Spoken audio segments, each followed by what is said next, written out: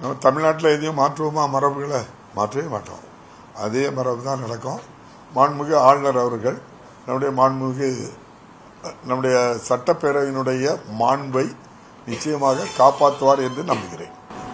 இந்த கூட்டத்தொடரை இடைக்கால பட்ஜெட் தொடர்பான கூட்டமும் தொடர்ந்து நடக்குமா? நம்ம அலுவல் ஆய்வுக்குள்ள கேட்டு முடிவு பண்ணிடுவோம், அவ்வளோதானே. அன்னைக்கு ஆளுநர் உரை முடிஞ்சதும் அலுவல் ஆய்வுக்குழுவை கூட்டுறோம். அவங்க என்னென்ன கருத்துக்கள் சொல்கிறாங்களோ அதையெல்லாம் உள்வாங்கி ஒரு நல்ல முடிவு எடுப்போம். நம்ம தமிழ்நாட்டில் எதையும் மாற்றுவோமா? மரபுகளை மாற்றவே மாட்டோம். அதே மரபு தான் நடக்கும். மாண்புமிகு ஆளுநர் அவர்கள்